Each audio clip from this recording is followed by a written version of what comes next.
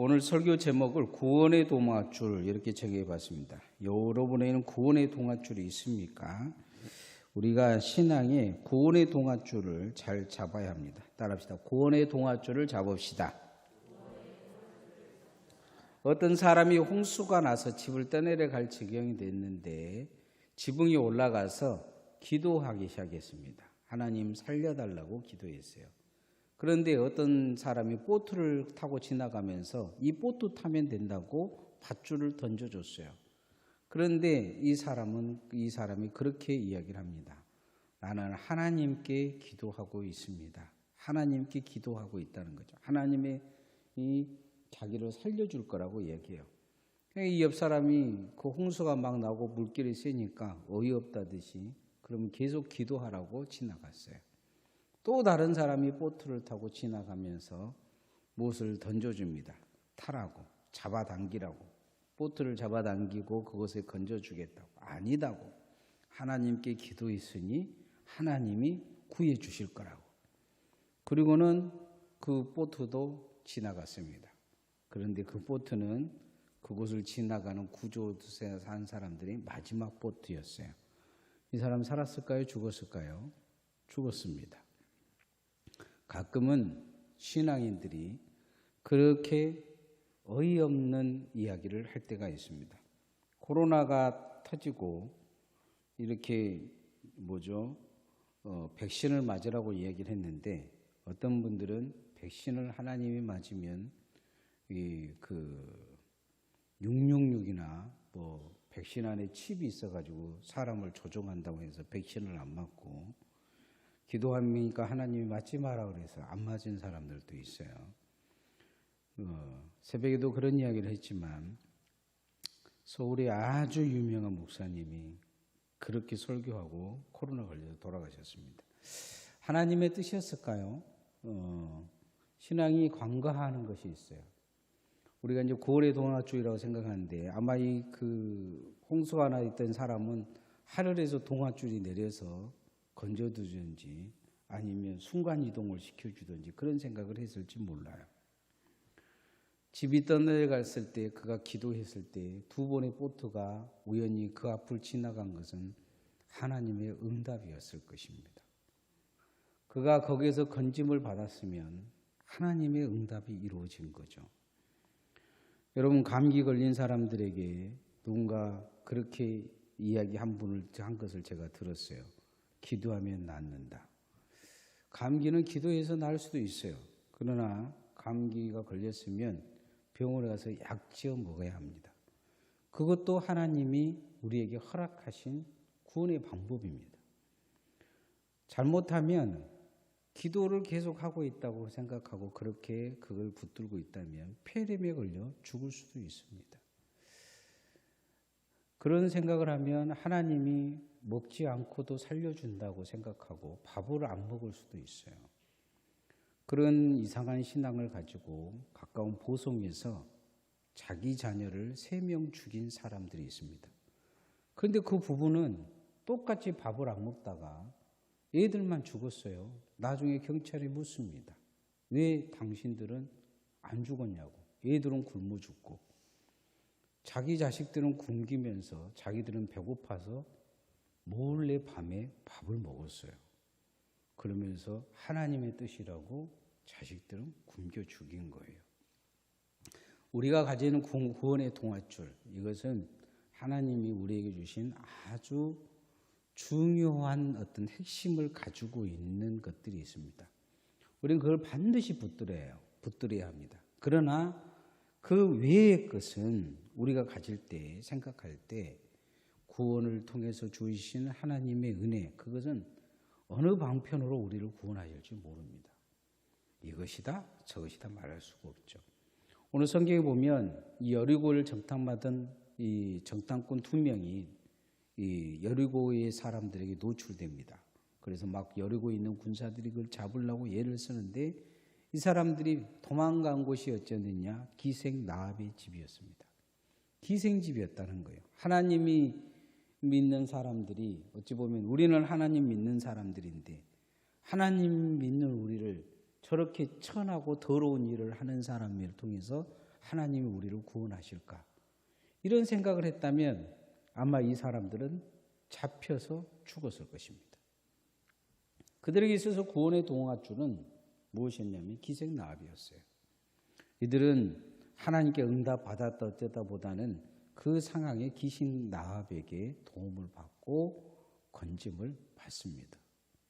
이 동아줄 같은 이 사람의 신앙을 나중에 이제 고백하게 되는데 그건 나중에 알게 된 거죠. 이 정탐꾼들이.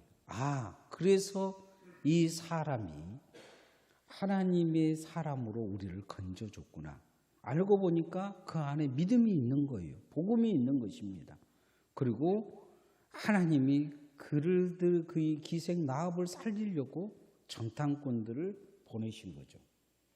그래서 이것은 서로가 연결된 구원의 줄인 거예요. 이 정탐꾼도 기생 나합에게 있어서는 구원의 줄이요, 나합에게 있어서도 정탐꾼은 구원의 줄이었던 것이죠. 서로가 합력하여 선을 이루며 하나님의 뜻이 드러나는 것입니다.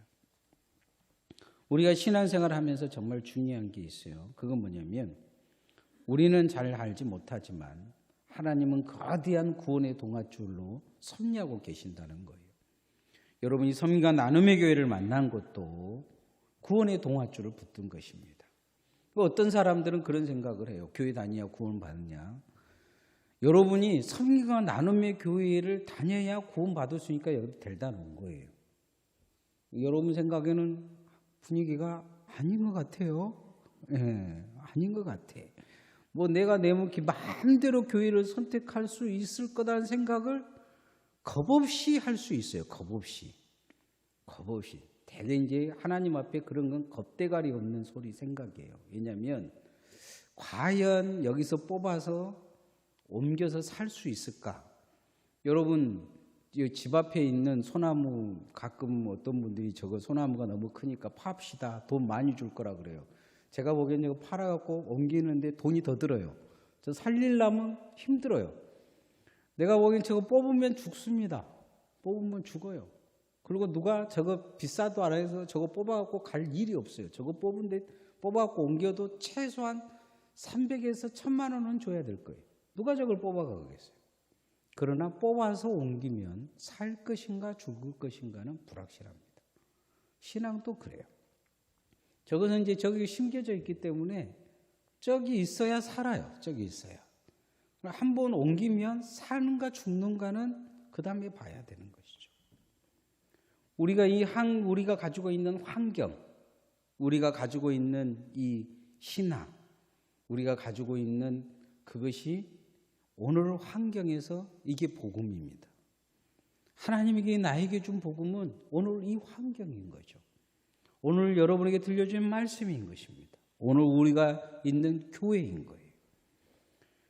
섬김과 나눔의 교회가 아니면 홍 목사도 예수를 버릴 수도 있을 수도 있어요. 자신하고 하지는 않아요. 제가 예수 믿는다. 나는 마음속으로는 그런 생각은 해요. 내가 끝까지 예수는 믿을 것이다. 이 교회를 벗어나도. 그러나 그건 그때 가봐야 합니다. 과연 옮겨 심었을 때 신앙이 버틸 것이냐. 여러분이 옮겨 심어서 신앙이 잘 버틴다면 그건 하나님의 은혜입니다.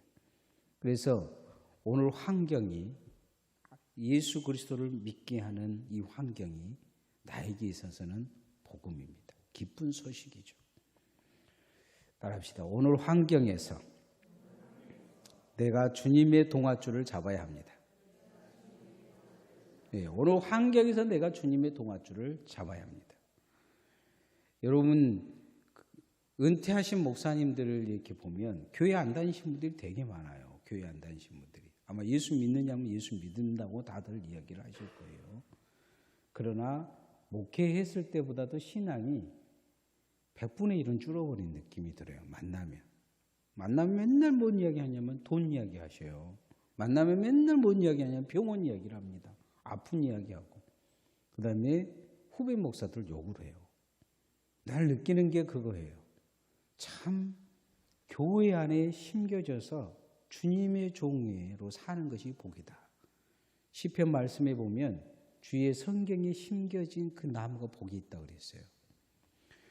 그래서 주님의 성전에 잘 심겨진 것이 복입니다. 은퇴하고 내가 교회에 다니지 않을 거라고 나는 생각은 안 해요. 그런데 그분들을 보면 가끔은 무서워요. 나도 교회 안 다닐 수 있겠구나. 이 교회가 잘 심겨진 것이 복입니다. 이 기생 나합은 두 정탐꾼을 보면서 숨겨주면서 나중에 그런 이야기를 해줘. 왜냐하면 그들이 정말로 하나님에게 잘 심겨진 사람이라는 거예요. 그리고 하나님이 그 배경에 있다는 것을 알았다는 거예요. 알았다는 거다. 너희들은 구원의 동아줄을 붙들고 있다는 거예요. 우리는 구원의 동아줄이 없다는 거죠. 이 기생 나합은 어떻게 들었을까요? 막 이제 그 여간방 같은 그런 것을 이 성 위에 그런 어떤 텐트를 치면서 그걸 하고 있었는데 사람들이 막 지나가면서 잠도 자고 이 사람이 뭐 술도 팔고 막 그러다 보니까 이런저런 소식을 들었을 거 아니에요. 그 중에서 이 이스라엘 백성들이 쳐들어오면서 모압과 암몬을 이제 무찌르는 이야기가 나옵니다. 그러니까 그들에게 있어서 도망 나온 사람들이 이야기를 들은 거예요. 이 사람들이 이스라엘 백성들을 만나면 이 사람들이 싸운 게 아니고 하나님이 막 우박을 내리고 막 하나님이 저주하려고도 축복만 하게 하고 막 이 난리가 났다는 거죠. 그 여리고 사람들은 그 소리 듣고 간담이 녹았다는 거예요. 간담이 녹았다. 그런데 그 다들 간담이 녹은 그 상황에서 기생 나합은 무엇을 보냐면 내가 살 구원의 동아줄은 하나님이다. 이걸 발견합니다. 내가 붙잡아야 될 구원의 동아줄은 하나님이다. 9절 말씀 한번 읽어봅시다. 시작. 말하되 여호와께서 이 땅을 너에게 주신 줄을 내가 아노라. 우리가 너희를 심히 두려워하고 이 땅 주민들이 다 너희 앞에서 간담이 녹나니. 이 여리고 안에 있는 사람들이 이제 어떡하면 좋냐? 이제 우리는 이제 망하게 됐다. 이제 우리는 죽게 생겼다. 막 이런 이야기를 하고 있는데 기생 나합은 딱 그 이야기를 듣고 무슨 생각을 했냐면 내가 살 길은 하나님 붙드는 방법밖에 없다. 그 마음을 들고 있는데 자기 앞에 구원의 동아줄이 보인 거예요. 그게 뭐냐면 도망다니는 정탐꾼인 것입니다. 이 기생 입장에서는 딱 신고해버리면 상금 받을 수 있잖아요. 인정받을 수 있잖아요. 그런데 그 여리고 사람들에게 신고하기보다 이 두 사람이 구원의 동아줄로 보인 거예요. 그러면서 그들을 붙잡는 것을 볼 수 있습니다. 숨겨주죠. 거기에서 그는 복음이 들어있는 것입니다.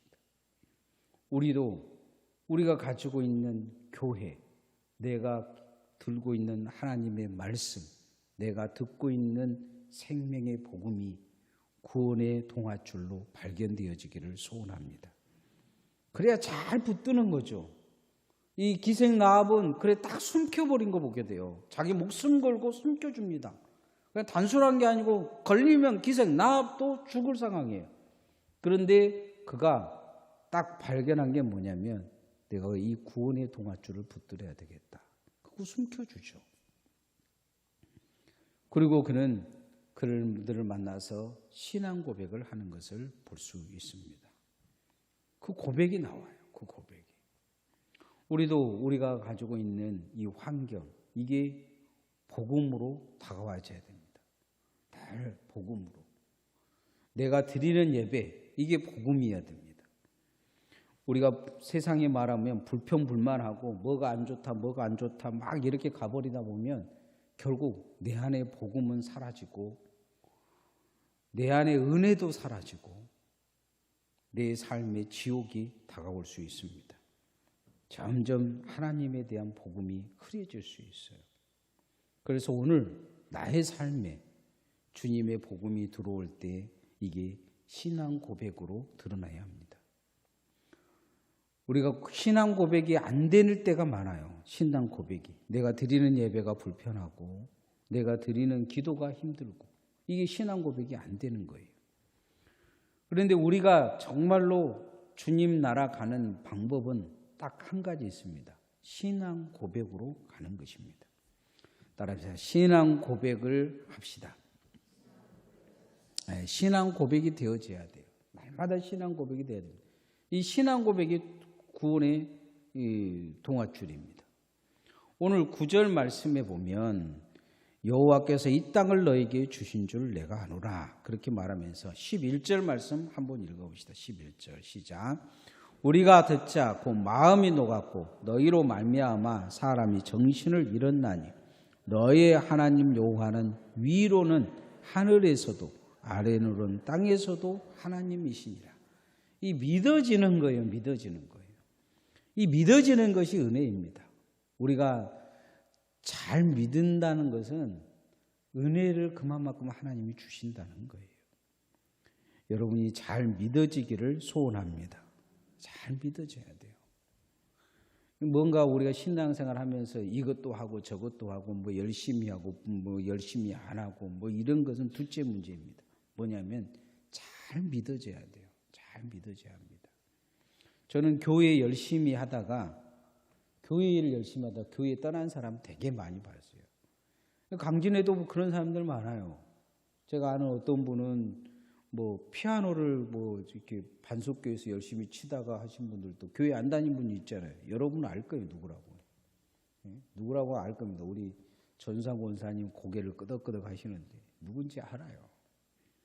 한때 막 그렇게 청년 때 열심히 했던 사람들 교회 안 다니는 사람들 많습니다. 은혜가 없는 거죠. 은혜가. 아마 그때 본인들이 그렇게 신앙을 버릴 거라고는 생각을 안 했을 거예요.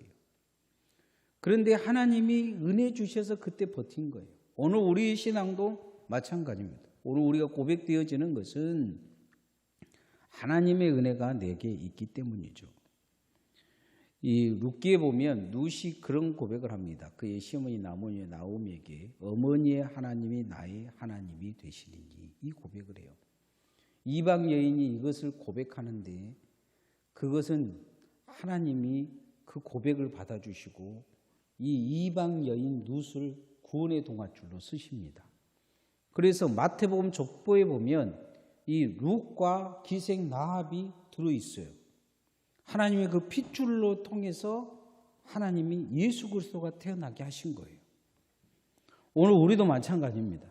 우리의 신앙을 고백하면 우리의 신앙을 통해서 내 삶이 주님 앞에 은혜 받고 천국에 가게 될 뿐만 아니고 내 주변의 사람과 내 가족이 예수 그리스도를 믿음을 통해 살아날 줄 믿습니다. 우리가 늘 그 고백이 내 신앙 고백이 나를 살릴 뿐만 아니고 나와 함께하는 사람들에게도 살릴 수 있는 은혜가 주어진 것입니다. 제가 아는 어떤 목사님이 그런 이야기를 하셨어요.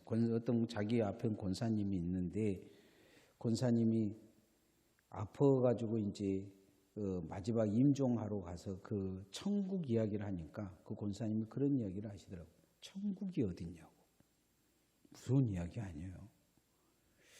신앙생활을 그렇게 열심히 하고 새벽 예배도 열심히 다니셨던 분이 천국 문 앞에 죽음 앞에도 놓고 천국이 어딨냐 그 이야기를 하더라는 거죠.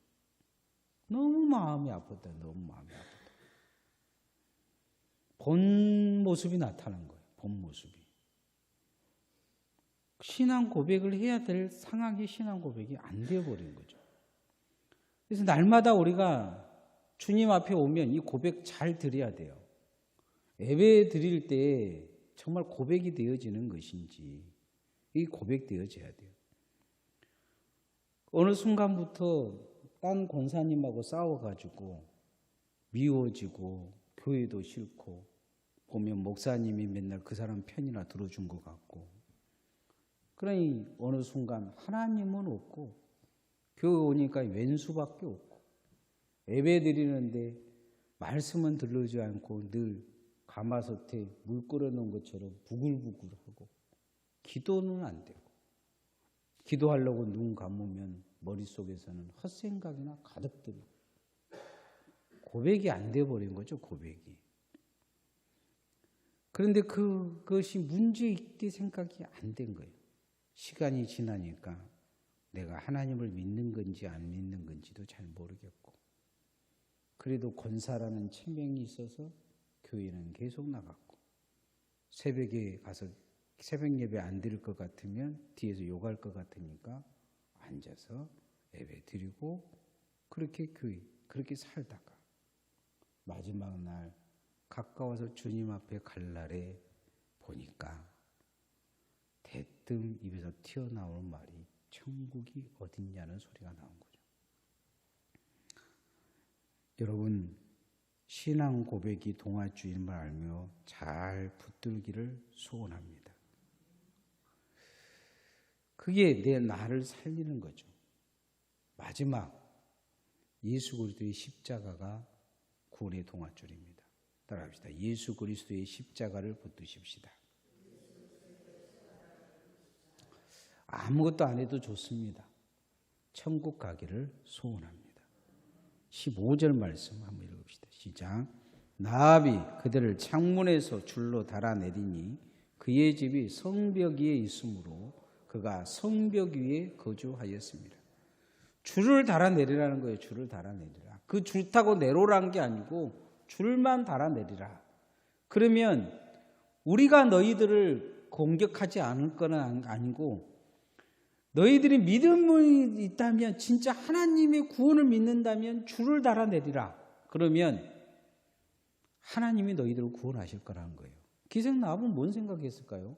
아마 줄 달아내리면 우리 집 공격 안 할까? 이런 생각했을지 몰라요. 어떤 방법인지 모르지만 좌우지간 줄을 달아내렸는데 어떤 일이 일어났을까요? 그들이 안 죽었다고 이야기합니다. 여리고성이 다 무너졌어요. 기생나합 집은 성벽 가운데 있었어요. 성벽 가운데. 무너졌는데 신기하게 기생나합 집은 안 무너지고 그대로 위에 있는 그 집이 그대로 내려앉았을 거 아니에요. 안 무너진 거죠. 지붕이. 그리고 그들은 산 거예요. 누가 살린 것입니까? 이 공격하면서 무슨 화를 쏜 것도 아니고 그냥 7일간 돌면서 소리만 질렀어요. 야 하고 소리 지르니까 그냥 무너져 버리고 다 죽었단 말이죠. 그래 누구는 살았냐고? 기생나합 집은 살았다는 거예요. 성벽 안에 있었는데 하나님이 살리신 거죠. 세상이 다 무너져도 내 안에 예수 그리스도의 십자가의 보혈의 피를 가지고 있으면 우리는 살 줄 믿습니다. 이게 우리의 구원의 동아줄입니다. 반드시 우리는 이걸 잘 가지고 있어야 합니다. 이제 말씀의 결론을 맺으면 우리에게 있는 구원의 동아줄이 있습니다. 그건 뭐냐면 첫 번째 우리가 가지고 있는 환경입니다. 교회입니다. 어찌 보면 하나님이 우리를 이 땅에 보내시고 교회의 주의 성전에 심기신 주된 이유는 여기가 여러분이 살 수 있는 길이기 때문입니다. 또한 옮기실 수도 있어요. 그러나 오늘 상황에서는 여기가 내가 살 길이에요. 잘 옮겨질 거냐 말 거냐는 잘 몰라요. 옮겨봐야 아는 거죠. 나무도. 그러나 내가 그런 자신감을 가지면 안 돼요. 여기가 내가 살 길이라는 생각을 가져야 뿌리를 내립니다. 그리고 그게 내게 있어서 복음 되어집니다. 은혜의 젖줄이 여러분에게 흘러 들어갑니다. 생명의 생명수가 여러분의 신앙을 살려낼 것입니다. 그리고 신앙의 꽃이 피고 열매를 맺게 될 것입니다. 그래서 여러분이 주어지는 이 상황이 복음인 걸 알고 복음을 잘 받아들이시기를 소원합니다. 그리고 주님 앞에 이 복음을 통해서 내가 해야 될 게 뭐냐? 교회 안에 신앙 고백이 들어져야 합니다. 주님은 그렇게 해서 마태복음 16장에 네 고백 위에 교회를 세우겠다 말씀하셨습니다. 그래서 그 고백이 이 교회 가운데서 내가 바로 드릴 때 내 신앙이 천국 갈 신앙이 되어집니다. 이 고백은 무엇이냐? 예수 그리스도의 십자가의 보혈의 피가 내게 있다는 거예요. 예수 그리스도의 십자가의 공로로 내가 구원받는다는 것을 잊어버리면 안 됩니다. 이 기생나합이 줄 달아내리면서 긴 줄도 아니고 창문에 작은 줄 하나 달아내렸어요. 어떻게 구원하실지를 몰랐을 거예요. 그런데 놀랍게 우리가 상상을 하면 놀라운 일이 일어납니다. 성이 다 무너졌어요. 그러면 그 안에 들어있는 사람 다 죽어야 되잖아요. 근데 하나님이 살리시는 방법은 그 기생 나합집만 그대로 내려앉히는 거예요. 그냥 대충 내려앉히면 되겠을까요? 한 3층 높이인데 땅 떨어지면 그 안에 있는 사람들도 집 그대로 아마 죽을 거예요.